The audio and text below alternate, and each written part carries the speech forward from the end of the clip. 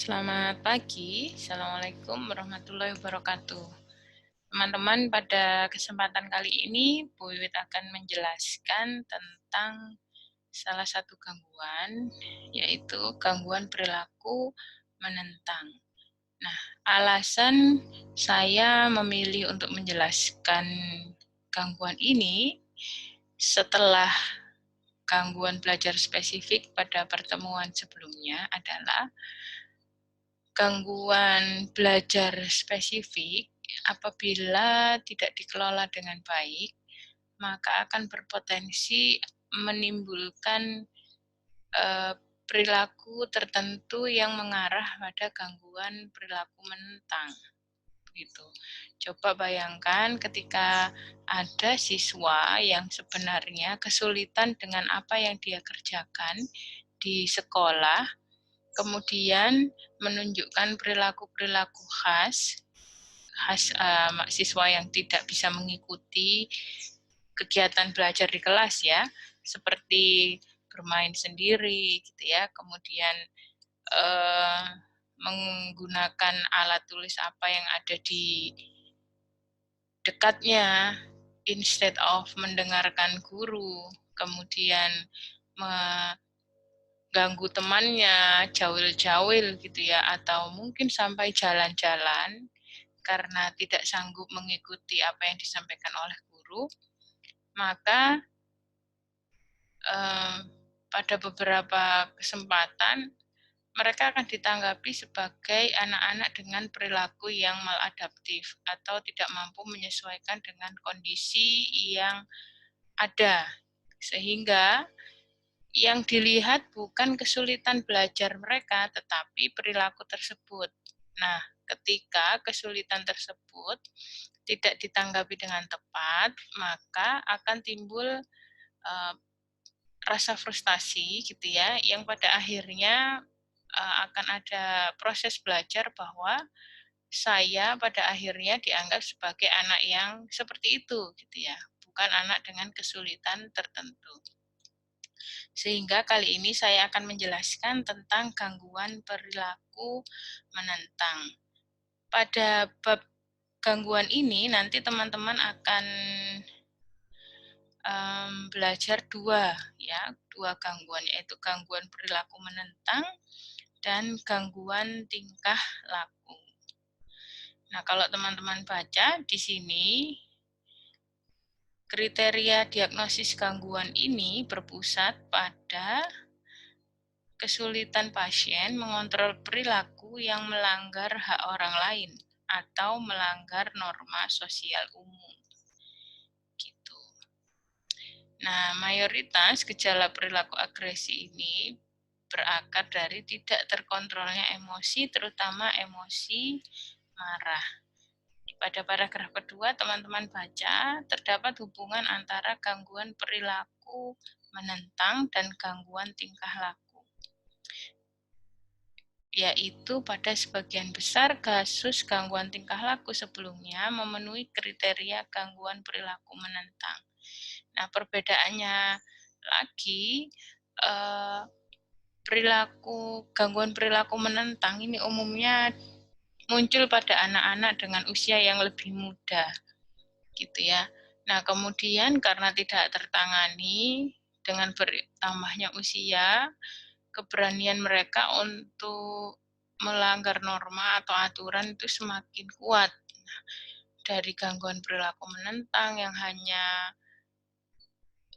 menunjukkan ketidaksetujuan gitu ya terhadap figur orang dewasa di sekitarnya atau orang lain di sekitarnya, menjadi perilaku-perilaku yang melanggar aturan. Gitu.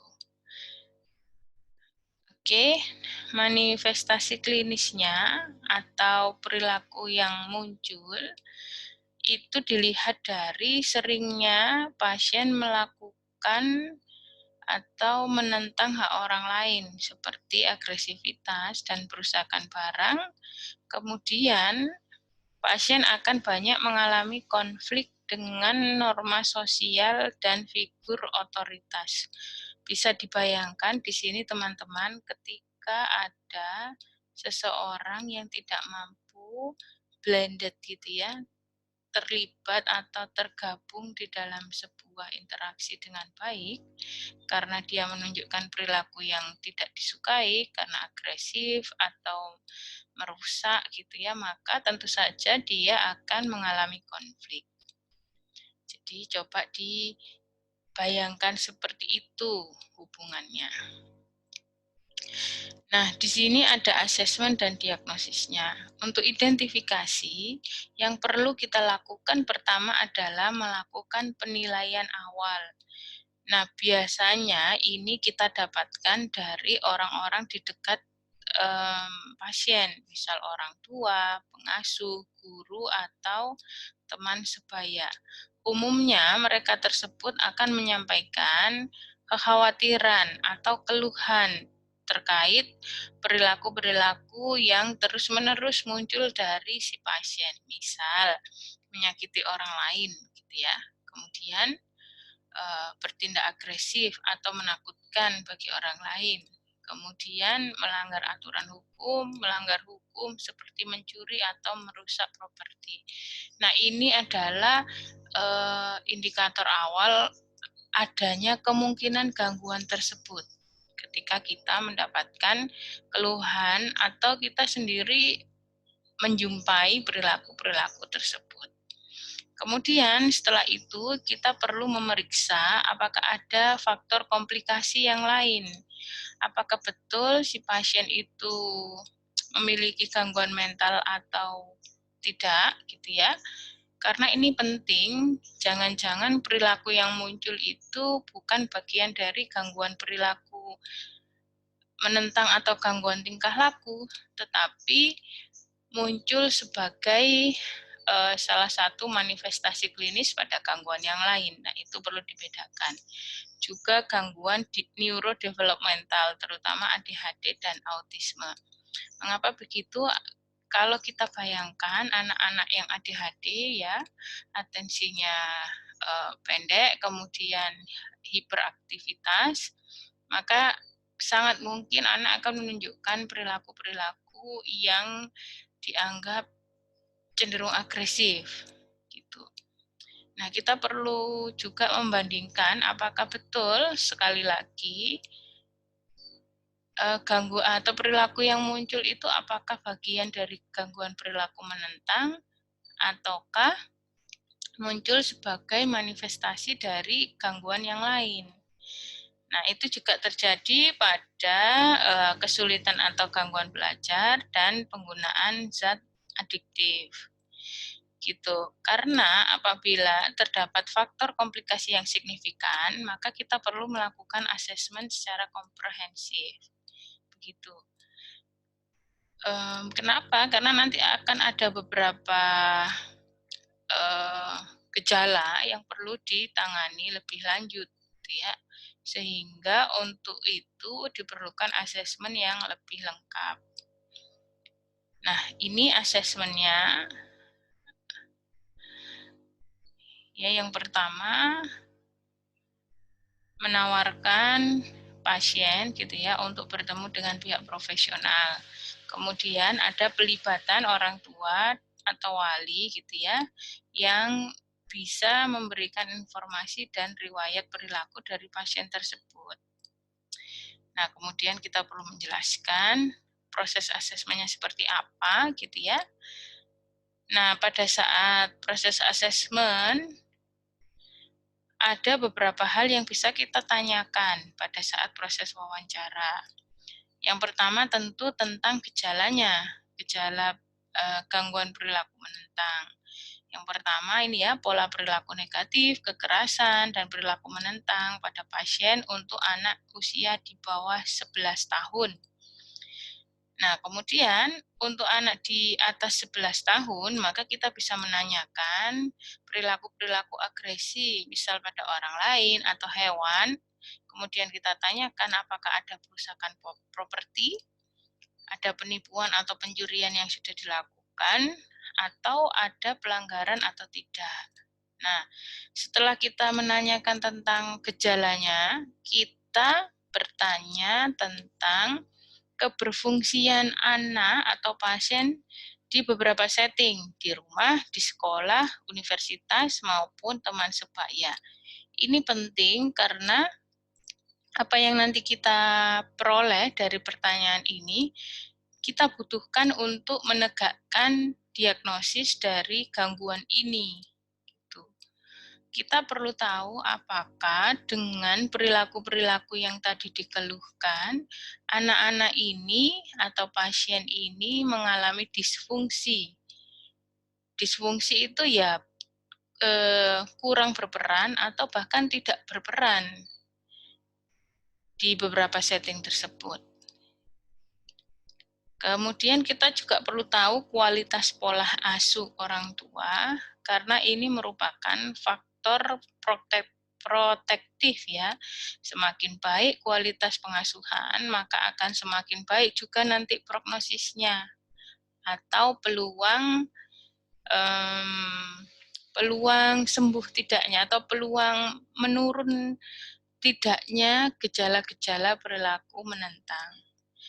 Dan kemudian kita juga perlu tahu yang terakhir tentang riwayat kesehatan mental dan fisik lainnya. Karena kenapa kita perlu tahu? Karena ada beberapa kondisi yang kemungkinan muncul bersamaan. Nah, ini teman-teman juga bisa memahami ini sebagai yang namanya komorbiditas atau komorbid ya, atau kondisi yang kemungkinan muncul bersamaan dengan gejala-gejala pada gangguan tertentu. Untuk gangguan perilaku menentang, beberapa kondisi yang mungkin muncul bersamaan ada, yaitu A. Kesulitan dan gangguan belajar, B. Kondisi neurodevelopmental seperti ADHD dan autisme. Kemudian ada lagi gangguan neurologis seperti epilepsi dan motor impairment ya. Yang keempat ada depresi, PTSD dan bipolar, ada penyalahgunaan zat, juga bisa gangguan komunikasi seperti gangguan bicara dan bahasa. Nah, ini asesmen formal gitu ya yang bisa kita gunakan untuk menunjang diagnosis. Asesmen ini kurang lebih sama mengukur perilaku-perilaku adaptif dan perilaku maladaptif anak. Gitu ya. Selain itu, kita juga perlu melakukan asesmen terhadap resiko yang dialami oleh pasien anak atau remaja. Dan kalau bisa itu membuat perencanaan manajemen risiko, karena anak-anak dengan gangguan ini umumnya itu terlibat di dalam lingkungan yang kurang suportif. Jadi berpotensi terjadi adanya pengabaian, eksploitasi, perilaku menyakiti diri sendiri atau orang lain. Oleh karena itu, kita perlu merencanakan manajemen risiko. Nah, kemudian yang penting juga adalah melakukan asesmen komprehensif pada orang tua atau wali dari pasien yang meliputi beberapa hal. Gitu ya. Nah, ini kita gunakan untuk mendapatkan gambaran faktor proteksi dan faktor faktor proteksi itu penguat atau faktor penghambat gitu ya. Kemudian kita membuat perencanaan. Nah, ini diagnosisnya berdasarkan DSM-5 gangguan tingkah laku. Jadi ini gangguan tingkah laku dulu ya. Nanti berikutnya adalah gangguan perilaku menentang. Jadi, gangguan tingkah laku merupakan pola perilaku yang mengulang dan menetap, di mana pasien merampas hak orang lain dan melanggar norma atau aturan sosial. Ingat ya, sudah merampas hak orang lain dan melanggar norma atau aturan sosial. Kriterianya itu setidaknya ada 3 muncul dari 15 kriteria yang ada di tabel 3.22.1 ini. Ini nanti ada 15, seperti teman-teman lihat. Itu ada 15 kriteria. Itu harus muncul 3 dari 15 tersebut dalam 12 dalam 12 bulan terakhir. Nah, setidaknya satu kategori itu muncul dalam kurun waktu 6 bulan. Begitu. Ini ya, ada kekerasan pada orang lain dan binatang, ada perusakan pada properti, kecurangan atau pencurian, dan pelanggaran serius terhadap aturan. Ini yang mana? Boleh nanti misalnya 3 itu muncul di sini, yang lain tidak muncul ya sangat mungkin. Dan itu sudah bisa kita kategorikan sebagai gangguan perilaku menentang dengan syarat itu tadi ya 12 bulan muncul gitu. Tentu ini kita dapatkan dengan proses asesmen yang mendalam gitu. Kemudian gangguan ini menyebabkan kerusakan yang signifikan dalam fungsi sosial, akademis, atau pekerjaan. Nah, karena ada perilaku tersebut muncul, maka secara sosial dia tidak mampu membangun relasi yang baik. Nah, itu ada kerusakan yang signifikan gitu ya. Sehingga dia tidak mampu tergabung di dalam kelompok manapun gitu ya. Kemudian adanya itu menimbulkan konflik dengan banyak orang. Nah, itu yang dinamakan disfungsi sosial. Begitu juga pada bidang akademis maupun pekerjaan. Nah, syarat yang C, jika individu berusia 18 tahun atau lebih, kriteria gangguan kepribadian antisosialnya tidak terpenuhi gitu. Jadi ini bukan bagian dari gangguan kepribadian antisosial, baru bisa kita namakan gangguan perilaku atau gangguan tingkah laku. Nah, ini ada jenis gitu ya, gangguan tingkah laku berdasarkan onset. Onset itu adalah dimulainya gangguan, waktu dimulainya gangguan. Jadi ada 3 tipe. Tipe onset anak-anak, jika pasien menunjukkan setidaknya satu karakteristik gejala dari gangguan tingkah laku sebelum usia 10 tahun. Nah, tapi kalau tipe onset dewasa itu gejalanya ditampilkan setelah 10 tahun, gitu ya. Kemudian ada juga tipe unspecified, jadi tidak bisa dikenali kapan gangguan itu munculnya. Gitu. Kemudian ada gangguan berdasarkan tingkat keparahan, ringan, moderat, dan berat. Kalau ringan itu jumlah perilaku bermasalah lebih sedikit dan menyebabkan kerusakan yang relatif minim kepada orang lain. Dikatakan moderat jika jumlah perilaku bermasalah dan pengaruhnya yang ditimbulkan kepada orang lain tergolong berada di antara kategori ringan dan berat, gitu ya. Kemudian yang berat itu ketika banyak perilaku masalahnya, kemudian perilaku bermasalahnya itu menyebabkan dampak besar pada orang yang lain. Nah, itu tadi. Nah, kemudian di tabel ini itu kriteria gejala perilaku menentang berdasarkan pada DSM-5. Jadi seperti ini ya, ada pola perilaku marah, mudah tersinggung, suka mendebat, suka menentang, atau perilaku membalas dendam yang muncul setidaknya selama 6 bulan. Gitu. Nah, ini ada kemarahan atau suasana hati yang mudah tersinggung, sering kehilangan kesabaran, dan lain sebagainya. Kemudian ada argumentatif atau perilaku menentang. Ini ya. Dan yang terakhir ada keinginan untuk balas dendam. Nah, di sini ada catatan, kita perlu membedakan kekuatan dan frekuensi. Kekuatan itu intensitas ya, dari ringan ke berat. Dan frekuensi itu dari jarang atau hampir tidak pernah ke sering sekali. Nah, ini dibedakan untuk pasien anak-anak yang berusia kurang dari 5 tahun, perilaku itu harus terjadi hampir setiap hari, gitu ya. Sementara untuk yang 5 tahun ke atas, itu lebih sedikit frekuensinya. Setidaknya terjadi sekali seminggu selama minimal 6 bulan. Gitu. Karena apa? Kalau kita pahami kembali, anak-anak dengan usia yang lebih muda itu memang cenderung lebih energik gitu ya, lebih eksploratif, sehingga sangat mungkin mereka itu aktif. Nah, kita perlu membedakan antara aktif itu dengan gejala-gejala pada gangguan ini.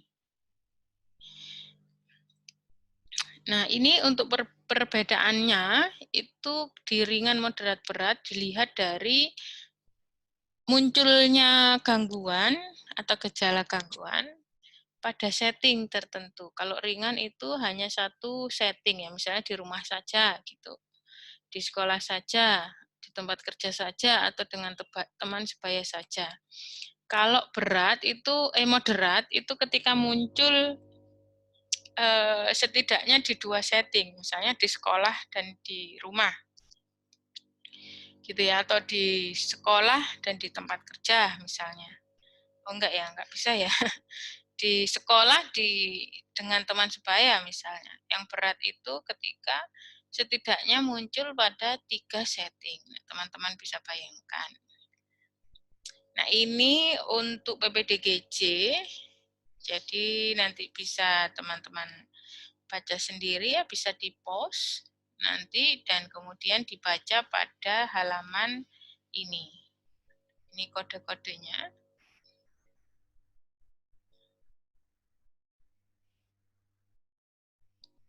Gitu. Dan ini penegakan diagnosisnya. Ini cukup berbeda ya, karena kalau di DSM-5 itu sepanjang tahapan perkembangan sangat mungkin muncul.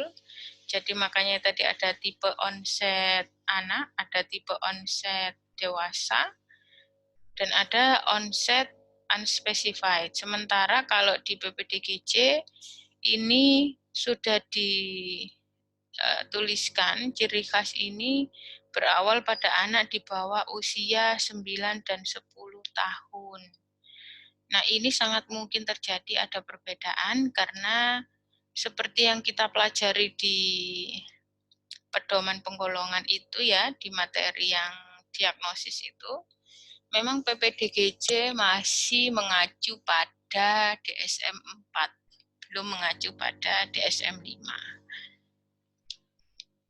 Ini diagnosis bandingnya, kita perlu bandingkan apakah memang betul gangguan perilaku menentang atau gangguan tingkah laku ataukah gangguan-gangguan ini.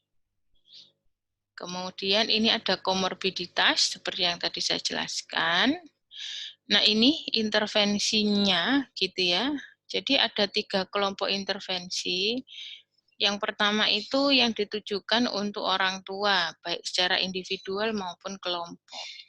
Ini kita fokuskan bagi pasien yang berusia 3-11 tahun. Kenapa kok ketika usianya lebih muda, intervensi kita fokuskan pada orang tua gitu ya, karena nanti yang yang menerapkan strategi-strategi modifikasi perilaku itu ya orang tua gitu ya, atau orang yang signifikan pengaruhnya terhadap si anak. Karena kita perlu tahu kalau dari sudut pandang pendekatan